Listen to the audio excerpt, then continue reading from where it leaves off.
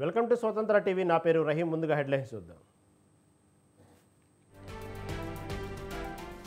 13 స్థానాలు గెలుచుకుంటామని కాంగ్రెస్ ధీమా. లోక్సభ పోలింగ్ సరళిపై రేవంత్ సమీక్ష.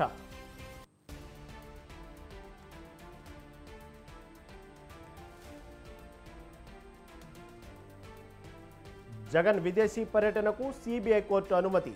ఫోన్ నెంబర్, మెయిల్ వివరాలు ఇవ్వాలని ఆదేశం.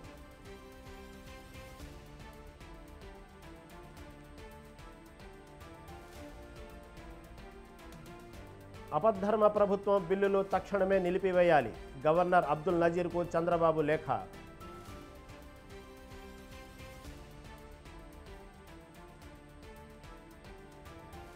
కూటమి శ్రేణులు అసహనంతో దాడులు చేస్తున్నాయి. టీడీపీ ఎన్నో కుట్రలు చేసిందన్న బొత్స.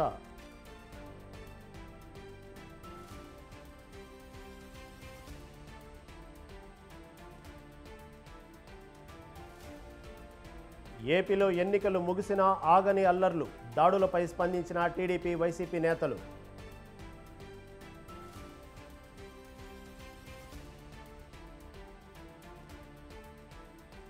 వారణాసిలో మోదీ నామినేషన్. వరుసగా మూడోసారి ప్రధాని పోటీ.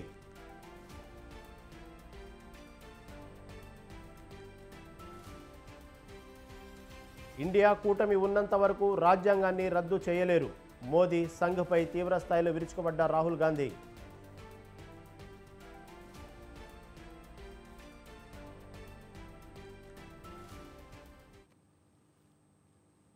రైట్, ఇక డీటెయిల్స్ చూస్తే ఏపీలో నమోదైన పోలింగ్ ఓటర్లను ఉద్దేశిస్తూ సీఎం జగన్ ట్వీట్ చేశారు. మండు టెండల్లోనూ తనకు ఓటు వేసి ఆశీర్వదించేందుకు సునామీలా తరలివచ్చిన ఓటర్లకు ధన్యవాదాలు తెలిపారు. వైసీపీ గెలుపు కోసం చెమటోడ్చి శ్రమించిన కార్యకర్తలందరికీ హృదయపూర్వక కృతజ్ఞతలు తెలిపారు. ఇప్పటి వరకు సాగిన పాలన మరింత మెరుగ్గా కొనసాగుతుందని హామీ ఇచ్చారు సీఎం జగన్.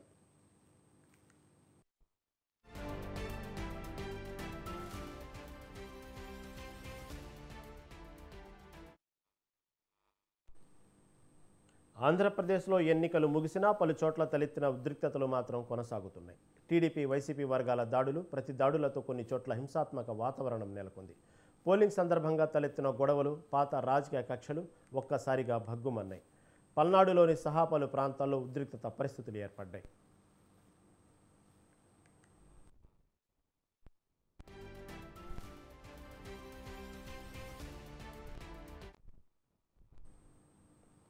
తిరుపతిలో చంద్రగిరి టీడీపీ అభ్యర్థి పులవర్తి నానిపై దాడి జరిగింది. ఈ ఘటనలో నాని సొమ్మసిల్లి పడిపోయారు.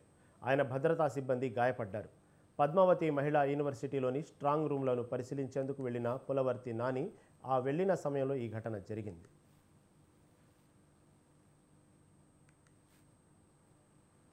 అనంతపురం జిల్లా తాడిపత్రిలో టీడీపీ, వైసీపీ నేతల మధ్య రాళ్ల దాడి జరిగింది. ఘటనలో సీఐ మురళీకృష్ణ గాయపడ్డారు. టీడీపీ నేత సూర్యముని ఇంటిపై వైసీపీ శ్రేణులు రాళ్ల దాడి చేశారు. ఈ దాడికి నిరసనగా పోలీస్ స్టేషన్ సర్కిల్లో మున్సిపల్ చైర్మన్ జేసీ ప్రభాకర్ రెడ్డి ధర్నా చేపట్టారు.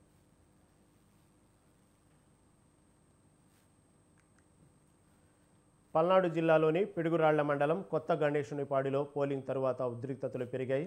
పల్నాడులో తలెత్తిన ఘర్షణలపై వైసీపీ నేతలు ఈసీని కలిసి ఫిర్యాదు చేశారు. అధికారులను పెద్ద ఎత్తున మార్చినా ఇలాంటి ఘటనలు ఎందుకు జరిగాయని మంత్రి అంబటి రాంబాబు ప్రశ్నించారు. ఇది పోలీసుల వైఫల్యమని ఆరోపించారు. మరోవైపు వైసీపీ నేతలు అల్లర్లు సృష్టించి ఈవీఎంలను ఎత్తికెళ్లేందుకు ప్రయత్నించారని ఆరోపించారు టీడీపీ నేత ఎరపతినేని శ్రీనివాసరావు.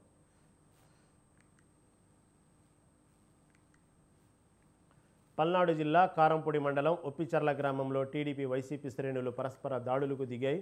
ఈ ఘర్షణలో పలు వాహనాలు ధ్వంసం అవ్వడంతో పాటు టీడీపీ కార్యాలయం ధ్వంసమైంది.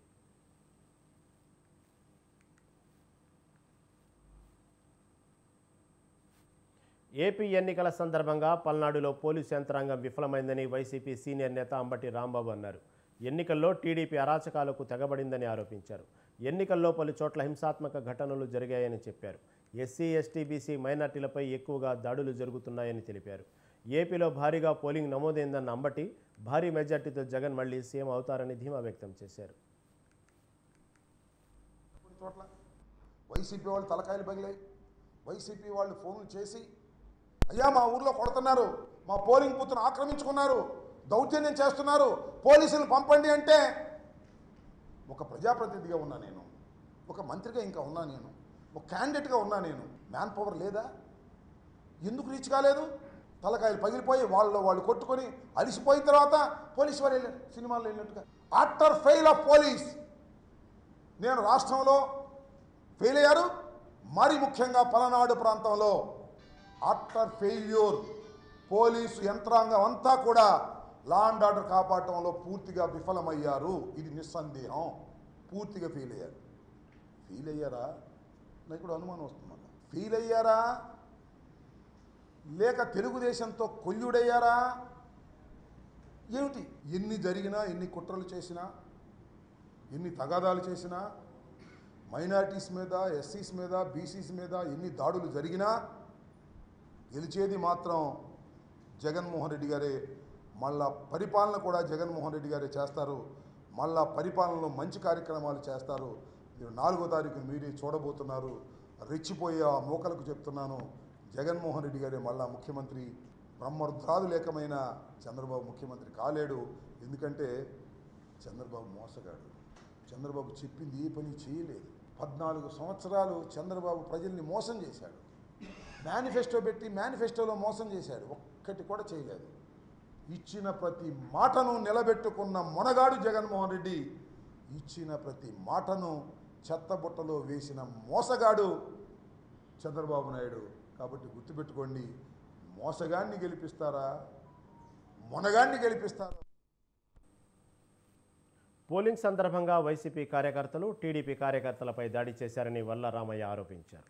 పోలీసుల వైఫల్యం కారణంగా రాష్ట్ర వ్యాప్తంగా అల్లర్లు జరిగాయని అన్నారు. 31 చోట్ల రీపోలింగ్ నిర్వహించాలంటూ టీడీపీ నేతలు ఎన్నికల సంఘాన్ని కోరారు. మా ఏజెన్సీని కిడ్నాప్ చేసి తీసుకెళ్లారు. కొన్ని చోట్ల రక్తం కారేంత వరకు కొట్టారు. కొన్ని చోట్ల సాక్షాత్ ఒక ఫన్నీ ఒక జోకర్ ఎమ్మెల్యే, ఆ ఓటర్ ఎవరైనా నువ్వు ఎందుకు వెళ్తున్నావు అంటే అతను ఎడాపెడా కొట్టేశాడు ఎమ్మెల్యే. అయితే ఏమైందిలే, అతనికి తగ్గ శాస్త్రం జరిగింది. ఆ ఓటర్ కూడా లాగి చెంప పగల కొట్టాడు ఎమ్మెల్యే.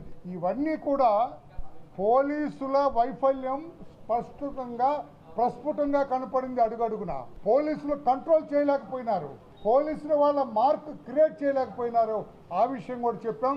ఆ నేపథ్యంలో 31 పోలింగ్ బూతుల్లో మీరు రీపోలింగ్ కండక్ట్ చేయాలి. 31 చోట్లలో పోలింగ్కి ఆటంకం జరిగింది, రీపోలింగ్ చేయాలన్నాం. జరిగిన ఎన్నిక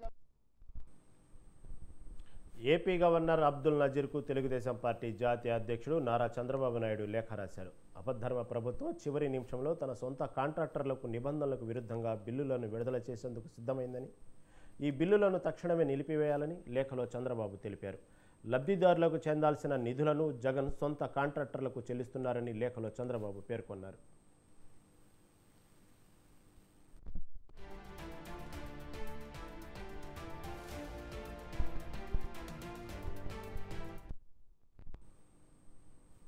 తెలంగాణలో మొత్తం 65.67% పోలింగ్ నమోదైందని ఎన్నికల సంఘం ప్రకటించింది. మొత్తం 17 పార్లమెంటు నియోజకవర్గాలకు పోలింగ్ నిర్వహించగా అత్యధికంగా భువనగిరి పార్లమెంటు నియోజకవర్గంలో 76% పోలింగ్ నమోదైంది.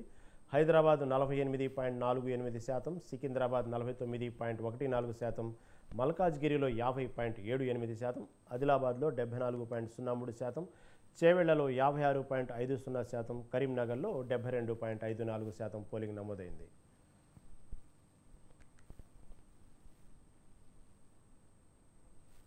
ఖమ్మంలో 76.09%, మహబూబాబాద్లో 71.85%, మహబూబ్ నగర్లో 72.43%, మెదక్లో 75.09%, నాగర్ కర్నూల్లో 69.46% పోలింగ్ నమోదైంది. నల్గొండలో 74.02%, నిజామాబాద్లో 71.82%, పెద్దపల్లిలో 67.87%, వరంగల్లో 68.86%, జహీరాబాద్లో 74.63%, భువనగిరిలో 76.78% పోలింగ్ నమోదైంది.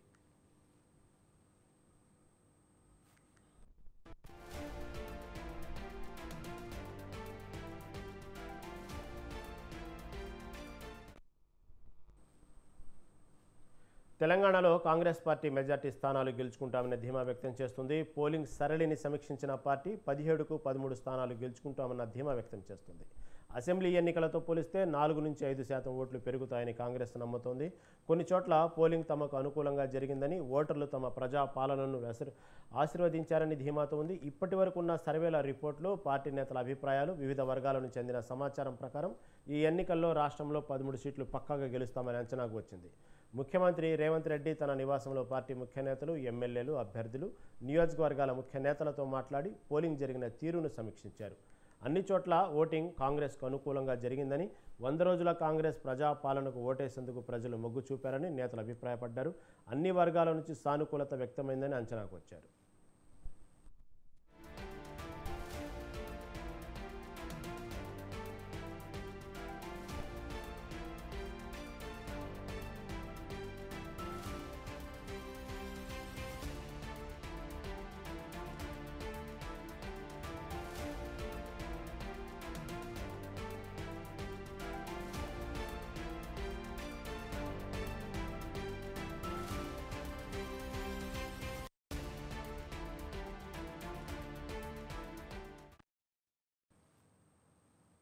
దేవుళ్లను అడ్డు పెట్టుకుని బీజేపీ రాజకీయం చేస్తుందని ఆరోపించారు Congress working president Jagga Reddy. BJP అవాస్తవాలు మాట్లాడుతుందన్నారు.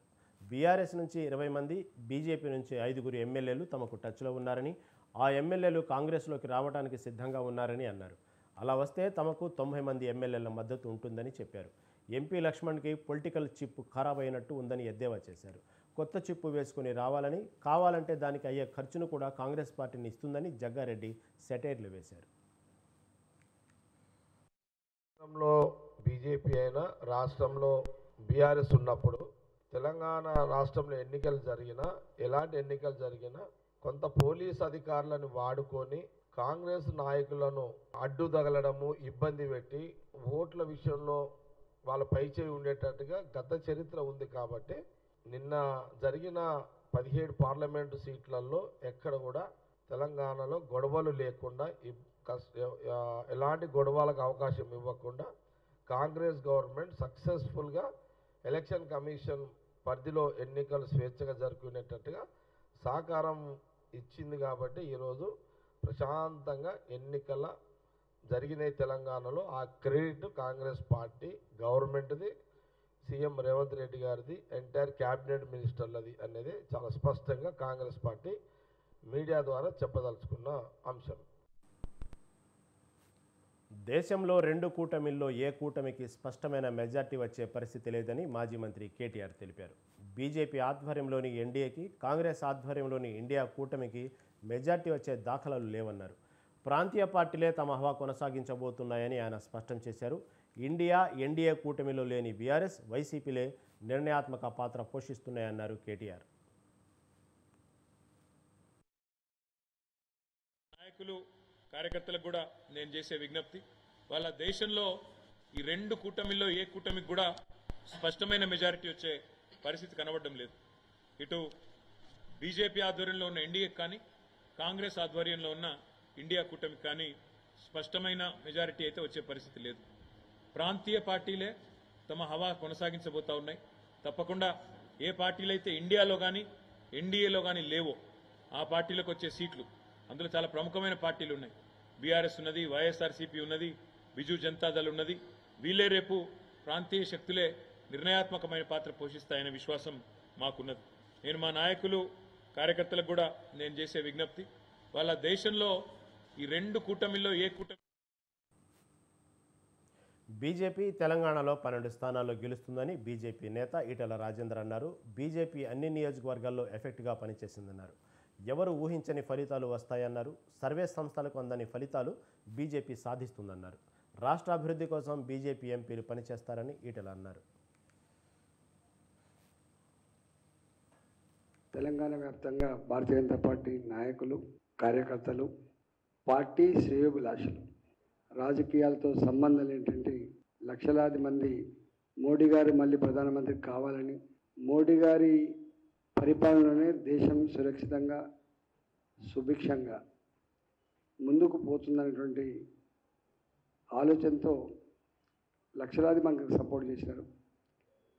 వాళ్ళందరికీ కూడా పేరు పేరున ధన్యవాదాలు తెలియజేస్తా ఉన్నాం. ఈ ఎలక్షన్ ప్రక్రియలో పాల్గొన్న మొత్తం సిబ్బందికి, బిఎల్ఓల నుంచి మొదలుపెట్టి పై స్థాయి వరకు ఇంక్లూడింగ్ పోలీస్ వాళ్ళందరికీ కూడా మా పక్షాన ధన్యవాదాలు తెలియజేస్తా ఉన్నాం. 2 నెలలుగా తెలంగాణ సీఎం జగన్ విదేశాలకు వెళ్లేందుకు సిబిఐ కోర్టు అనుమతి ఇచ్చింది. ఈ నెల 16 నుంచి జూన్ 1 వరకు యూరోప్ పర్యటనకు సీఎం అనుమతి కోరారు. లండన్, ఫ్రాన్స్, స్విట్జర్లాండ్లో పర్యటించేందుకు వీలుగా అనుమతి ఇవ్వాలని పిటిషన్ దాఖలు చేశారు. ఆయన విదేశీ పర్యటనకు అనుమతి ఇవ్వొద్దని సిబిఐ కోరింది. ఇరువైపులా వాదనలు విన్న కోర్టు జగన్ విదేశీ పర్యటనకు అనుమతినిస్తూ ఆదేశాలు జారీ చేసింది. ఫోన్ నెంబర్, మెయిల్ ఐడి వివరాలు కోర్టుకు సిబిఐకి సమర్పించాలని జగన్ను ఆదేశించింది.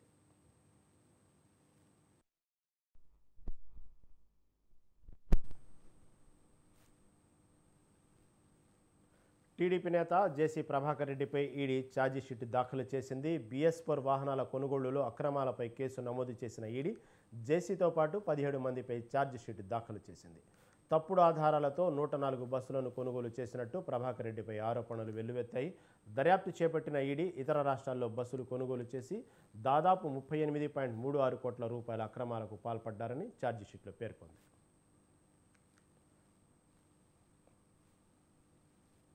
ఢిల్లీ మద్యం కేసులో బీఆర్ఎస్ ఎమ్మెల్సీ కవిత జ్యుడిషియల్ కస్టడీని మే 20 వరకు రౌస్ అవెన్యూ ప్రత్యేక కోర్టు పొడిగించింది. ఈడీ కేసులో రిమాండ్ ముగియటంతో కవితను వీడియో కాన్ఫరెన్స్ ద్వారా తీహార్ జైలు నుంచి హాజరుపరిచారు. దర్యాప్తు కొనసాగుతున్నందున రిమాండ్ పొడిగించాలని ఈడీ అధికారులు కోర్టును కోరారు. ఈడీ తరపు న్యాయవాది వాదనలతో ఏకీభవించిన కోర్టు కస్టడీని ఈ నెల 20 వరకు పొడిగించింది. లిక్కర్ కేసులో కవిత అరెస్టై రేపటితో 2 నెలలు పూర్తవుతోంది. 8000 పేజీలతో సప్లిమెంటరీ ఛార్జిషీట్ ఈడీ దాఖలు చేసింది. సప్లిమెంటరీ ఛార్జిషీట్ పరిగణనలోకి తీసుకునే అంశంపై ఈ నెల 20న విచారిస్తామని జడ్జి తెలిపారు.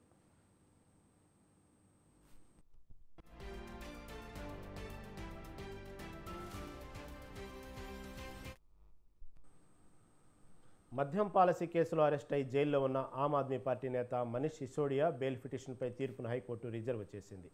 సిబిఐ, ఈడీ కేసులో తీర్పును ఢిల్లీ హైకోర్టు రిజర్వ్ చేసింది. మద్యం కేసులో ఈడీ సప్లిమెంటరీ ఛార్జిషీట్ దాఖలు చేసింది. ఈ కేసులో ఆమ్ ఆద్మీ పార్టీకి ప్రమేయం ఉందని ఈడీ హైకోర్టుకు తెలిపింది. ఈ కేసులో ఇప్పటి వరకు 17 మందిని అరెస్టు చేసినట్లు తెలిపింది. మనీ లాండరింగ్ కేసులో మనీష్ సిసోడియా బెయిల్ పిటిషన్ను ఈడీ వ్యతిరేకించింది. సిసోడియా బెయిల్ పిటిషన్ను జస్టిస్ స్వర్ణకాంత శర్మ విచారిస్తున్నారు.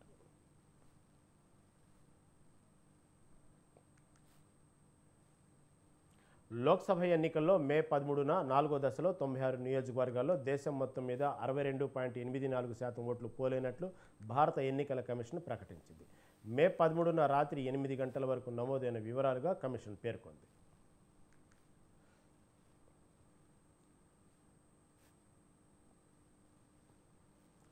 నాలుగో దశతో ఆంధ్రప్రదేశ్, అరుణాచల్ ప్రదేశ్, సిక్కింతో పాటు ఒడిశాలోని 28 అసెంబ్లీ నియోజకవర్గాలకు కూడా ఎన్నికలు పూర్తయ్యాయి.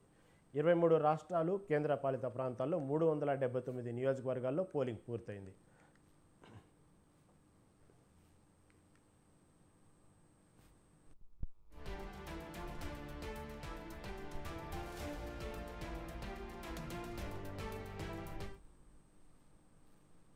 దేశంలో సార్వత్రిక ఎన్నికల హడావుడి నెలకొంది. ముచ్చటగా 3వసారి హ్యాట్రిక్ దిశగా ప్రధాని నరేంద్ర మోదీ ఎన్నికల బరిలో నిలిచారు.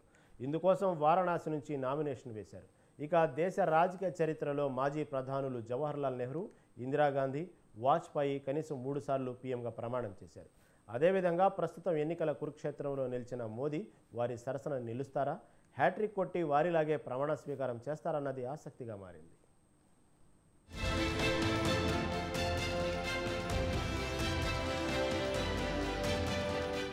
దేశంలో పార్లమెంట్ ఎన్నికల పోరు హోరాహోరీగా సాగుతోంది.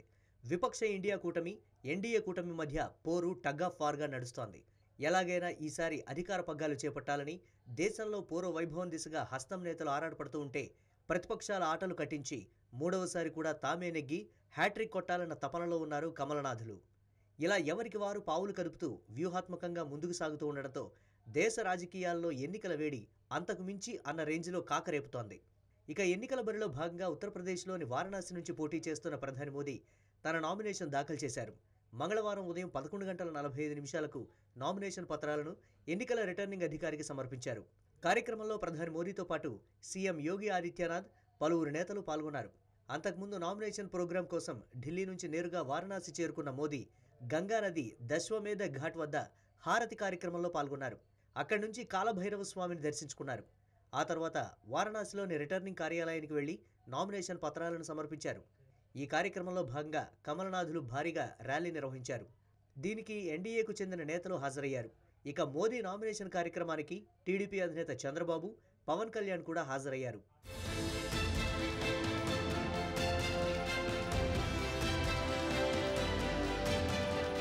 యూపీలోని వారణాసి కమలనాథులకు కంచుకోట. 1991 నుంచి 2019 వరకు కేవలం 2004లో మాత్రమే కాంగ్రెస్ పార్టీ గెలుపొందింది. ఆ తర్వాత 2014, 2019 ఎన్నికల్లో ఇదే నియోజకవర్గం నుంచి పోటీ చేశారు మోదీ.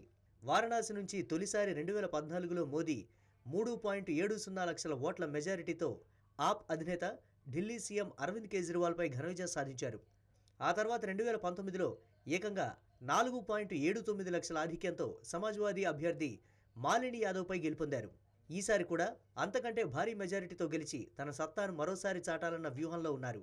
ఇందుకోసం కమలనాథులు తీవ్రంగా కృషి చేస్తున్నారు. అయితే ఇప్పటికే 2 సార్లు గెలిచిన మోదీకి భారీ మెజారిటీతో గెలుపు అంత ఈజీ కాదని చెప్తున్నాయి రాజకీయ వర్గాలు.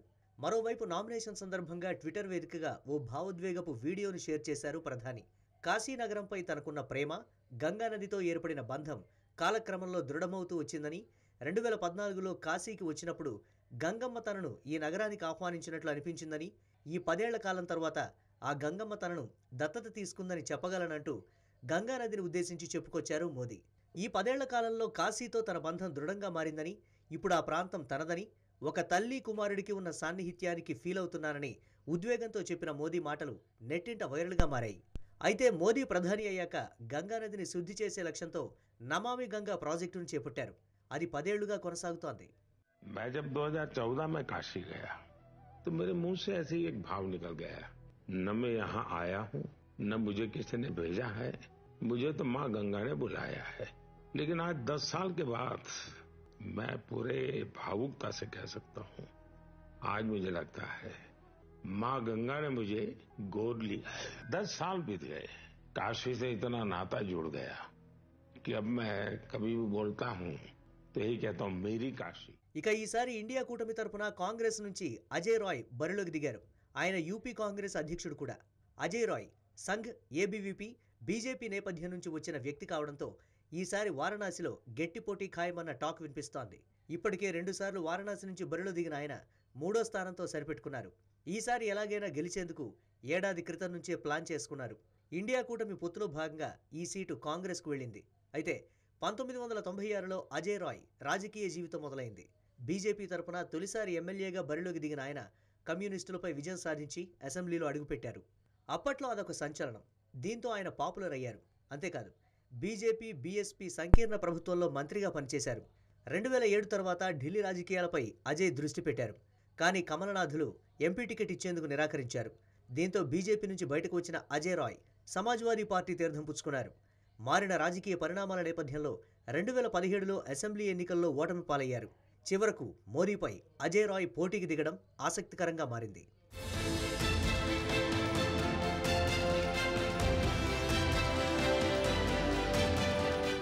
దేశంలో హోరాహోరీగా ఇండియా కూటమి వర్సెస్ ఎన్డీఏ కూటమి మధ్య పోటీ నెలకొన్న నేపథ్యంలో బీజేపీ చెప్తున్నట్లు 400 సీట్లు గెలిచి కేంద్రంలో అధికారాన్ని చేజిక్కించుకుంటుందా, లేదంటే 10 ఏళ్లు కాచుకొని కూర్చున్న ఇండియా కూటమిని గెలుపు వరిస్తుందా అన్నది ఓవైపు ఉత్కంఠ రేపుతోంటే, మరోవైపు కమలనాథుల కలలు కన్నట్టు భారీ మెజారిటీతో మోదీ హ్యాట్రిక్ కొట్టడం ఖాయమేనా అన్న ఆసక్తి నెలకొంది.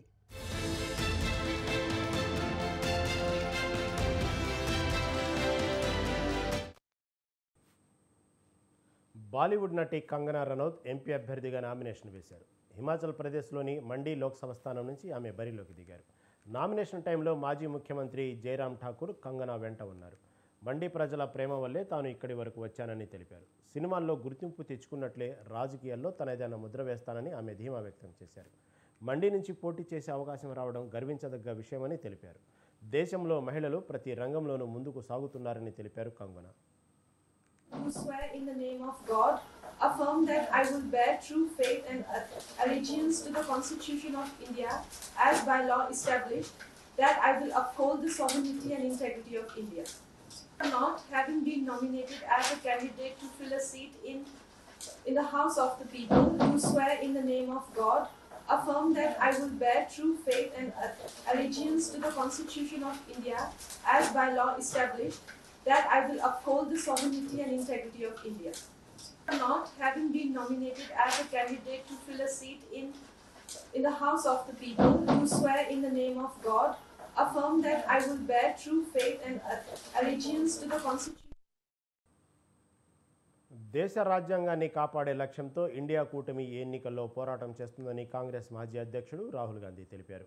ఇండియా కూటమి ఉన్నంత వరకు దేశ రాజ్యాంగాన్ని నరేంద్ర మోదీ కానీ ఆర్ఎస్ఎస్ కానీ రద్దు చేయలేరని పేర్కొన్నారు. లోక్సభ ఎన్నికల్లో ప్రచారంలో భాగంగా ఝాన్సీ బహిరంగ సభలో పాల్గొన్న రాహుల్ గాంధీ ప్రధాని మోదీ సంఘ్పై తీవ్ర స్థాయిలో విరుచుకుపడ్డారు.